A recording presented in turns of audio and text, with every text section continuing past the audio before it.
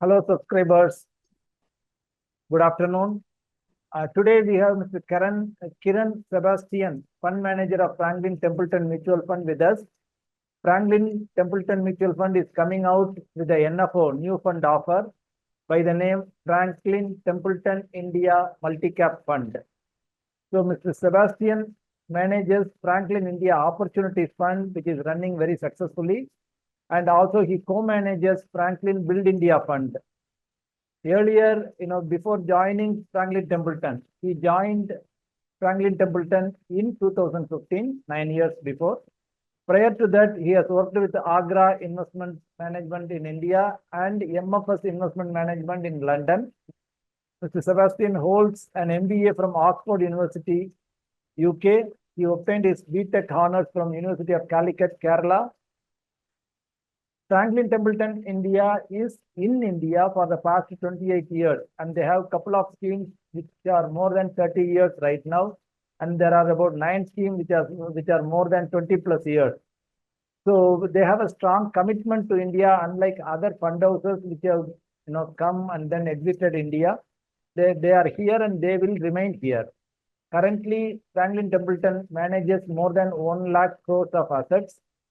And with that, let us welcome Kiran. Kiran, good afternoon. Good afternoon. Yeah.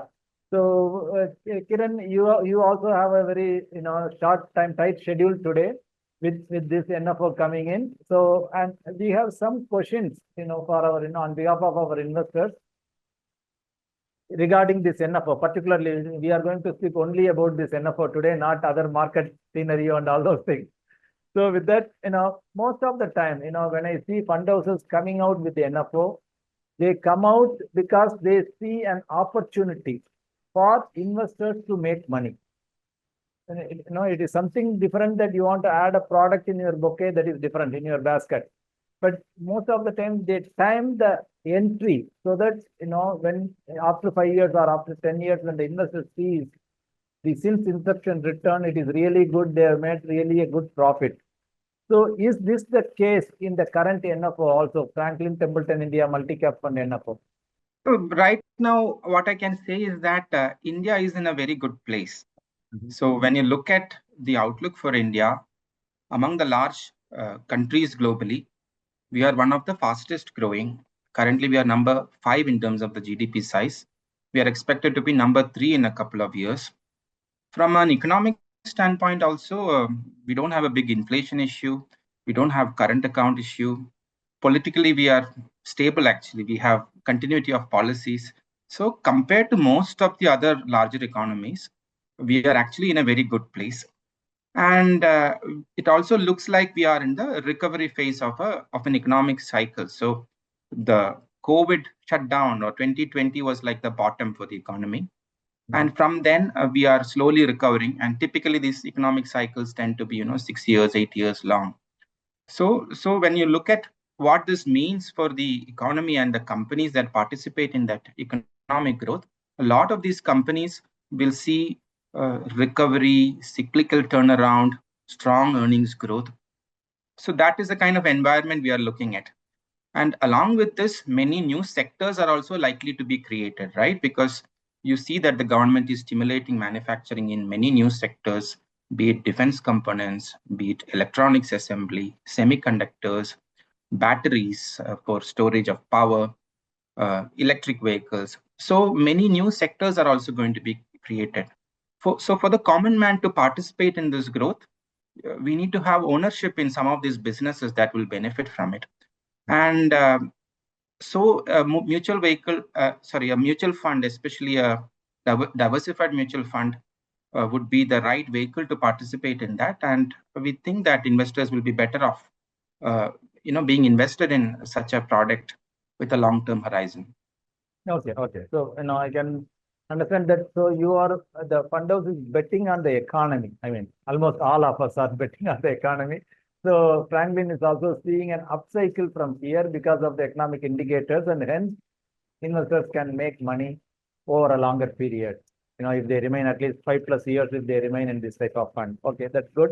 And could you please share some more information about the new fund offer, where you will invest? They say small cap, mid cap, where all you will invest? Sure. So it's a multi-cap fund. So by definition, we have to invest 25, 25, 25 each in large, mid, small. So there is a remaining 25 where we have some discretion, where we have an internal framework, and based on that, we will allocate where to allocate between large cap and small and mid caps. Now, if you were to look at the top 500 companies of the country, that would account for a bulk of the market cap of the listed universe as well.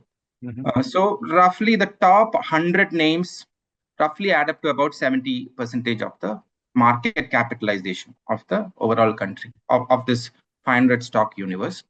And those 100 stocks are the large caps. And the way one can think about large caps is that these are like proven companies, stable, the biggest, the strongest companies of the economy. So, as you are aware, equities tend to be volatile, right? Of course, equities give you average returns that are higher in the long run, but it's not always a straight line.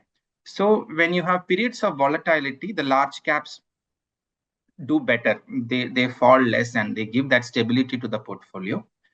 Parallelly, on the other side, we have the small caps and the small and mid caps. These are smaller companies. So the after the first 100 stocks, which are the large caps, the next 150 is the mid caps, and the remaining 250 of this 500 would be the small caps. And you can even have smaller companies below that also. So that's what it is made of. And the small caps would enabled you to capture the high growth sectors, the emerging sectors, the turnaround sectors, because those sectors are better captured, or these companies start off in the small cap world and then they grow bigger over time. So this product is a healthy balance between the stability and safety of the larger caps, at the same time capturing the cyclical growth and the high growth and the emerging businesses that is available in the small and mid cap universe. So now one more question that comes to my mind is there are more than 40 fund houses in India, and many of them, most of them have a multi-cap fund to their table. Yeah. So how different, why investors should consider Franklin Templeton India multi-cap fund, or how will you different from others? Firstly, I highlighted why multi-cap is a good product at where we are in the cycle, because we are in a recovery cycle and some of that cyclical growth is captured in the multi-cap space. Now, how we are going to differentiate? Firstly, I mentioned there was a remaining 25%, right, where we have an internal framework on how to allocate between these three size categories: large, small, mid. And there we look at a few things like the rolling returns or the historical performance of large cap versus small and mid caps. We look at the relative valuations of large cap, mid cap, and small cap, and any other macro view we might have. So let us say our view is that economic growth has peaked out, economy is going to crash or go into a recession, etc. Then we might not want to go to small caps too much. We might allocate that entire 25% to large cap. So we have some flexibility, and we look at these three factors to decide how to change the weights in that 25%. We can also look at the market from a thematic standpoint. So market has a lot of interesting themes emerging. So there is another fund which I run called the India Opportunities Fund, which is a thematic special situations fund. So some of the themes we kind of invest in there are like themes like digitalization, sustainable living, which is that energy transition from fossil fuels to green fuels, plus recycling, all of that. Make in India, which is a manufacturing theme. You can play a consumption theme like rising affluence. And there are many other themes. And so having a thematic orientation helps you to really latch on to the very attractive opportunities very early on. And we can ensure that some of these themes are also captured in the fund. Then, of course, we are style agnostic. What I mean by that is we can invest in high growth type of stocks, and we can invest in slightly out of favor type of stocks, which are trading cheap. Those are those value stocks. Then we can deviate sectorally. Of course, there is a sectoral benchmark, but if you have a view that one sector is not very attractive, we can reduce the exposure to that sector and have an active call in terms of investing in some other sector. And finally, there is also a bottom-up philosophy which we have. That framework is called QGSV. We look at the quality of the business, whether the business can sustain the current economics or the current profitability and the growth metrics, which is called the sustainability aspect, growth, which is the growth potential of the business, and the valuation, the price at which we are buying. So using this parameter where we look at these four items, we can identify or further filter out the universe of ideas we have and ensure that we construct a robust portfolio and hopefully create a best-in-class product in that category. Very good, very good. Probably, I mean, we will we will put your presentation in the description box in our YouTube. The thing is, some of the items that I like is like you are style agnostic in the sense some of the fund houses or schemes in the recent past have gone through that pain. I'm quality focused, they were underperforming. Earlier, like 4 or 5 years before, whoever was value focused, they were underperforming. So in that way, investors, are in a good place. That is, very good thing. The second thing that you pointed out was you might, pick in a thematic based manner because you are already running a thematic fund, although this is a diversified fund. Within your universe, you may incline towards some of those themes which might yield bigger potential, which might have bigger potential than the regular diversified category. That way, that is good. Investors will benefit out of it. And one of the questions which investors ask me that I'm going to put in front of you, they generally ask, I mean, you may be diplomatic, but generally they ask me, if I put in this fund right now, how much I can expect? No, I am ready to remain for 5 years or 7 years. Right. So see, future is anybody's call, so I can't give a forward-looking number, but this is how I would think about it. So there is a benchmark for this fund, which is the Multicap index, which is nothing but a weighted average of 50% large cap, 25% mid cap, and 25% small cap indices. And our aim is to meaningfully outperform that benchmark. You can go back and see in the last 19 years or so how that benchmark has done, and it has grown at about 16% CAGR. So that is one reference, but of course, there's no guarantee that the past performance will always be there in the future in equities. But yeah, that's how I would think about it. Yeah. So as an active fund manager, you will try to beat that benchmark.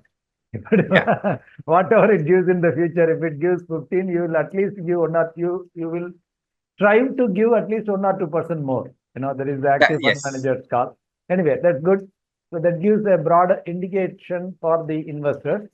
And what would be a suggested time horizon for investing in your multi-cap fund? Minimum, how many years they should keep? So any diversified equity portfolio, I think we should go with a 5-year type of view at least. At least.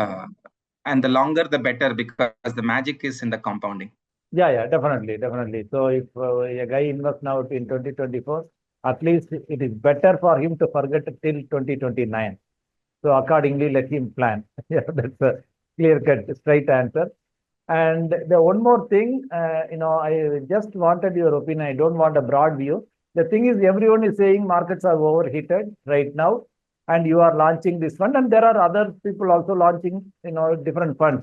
So, are you comfortable with market valuation? So even I remember, like even about a year back, or maybe from November onwards, people have been telling that markets have peaked, small caps are going to crash. So where some of the people have gone wrong is also in the way in which the economy has shaped up, right? Because the government has supported some of these new sectors coming out. The growth has sustained in many of those manufacturing type of businesses. Looks like even some of those consumption businesses could be turning around, especially on the rural side. So it's a combination. It's in some sense people might be right in some pockets of the market. So I wouldn't say market as a whole is exorbitantly valued. Yes, there are pockets of overvaluation, and as active managers, it is our job to figure out where the values, where the universe of attractively priced stocks are. Oh. And if you see large caps as a category, that's roughly about 70% of that universe. There are enough large cap names where the valuation is not very extreme. So it's that. Yeah, if you just zoom out and take a very high level view, yes, the multiples are on the higher side compared to what we have seen historically. But it could very well be the case that the growth is also going to be better than what we have seen historically, right? If you see the global geopolitics, West wants to reduce the dependence on China. And India, we have a strong consumption class emerging, and we are getting our act right in terms of becoming a manufacturing powerhouse also. So I can also imagine a positive scenario where probably the market is right in many of these stocks getting priced the way they are getting priced. Okay, sure. So there is good positivity, and no one, there are places where you can invest. Still, there are pockets where you can an active fund manager can choose. That is a good thing. And with the positive outlook of the economy, probably things may go right in the next few years, and we might be on a boom cycle for the next few years. No one knows about it for sure.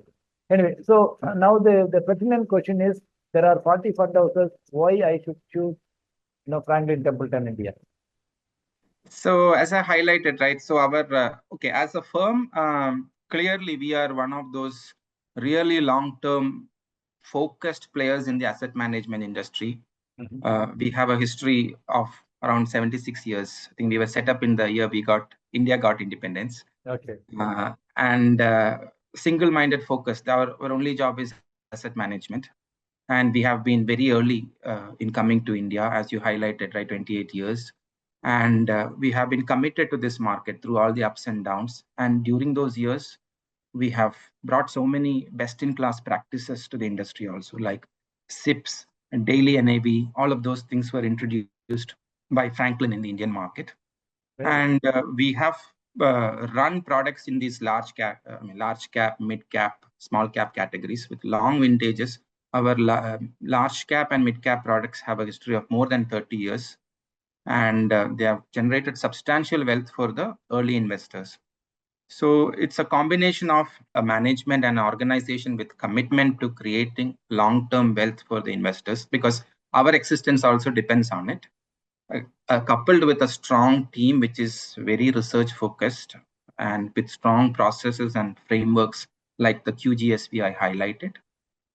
Everything coming together, we hope that we can give a superior experience to the investors who come to Franklin. I do agree. And particularly that, all the viewers also should know about it.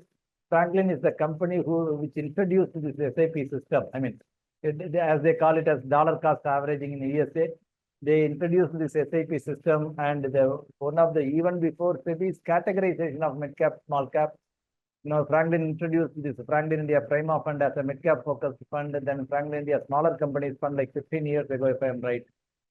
Smaller companies fund, all those things, many firsts to the market and best practices from the world. And of course, they committed, whoever else put money in the equity funds, they all are laughing to their, way to their bank account. It's good.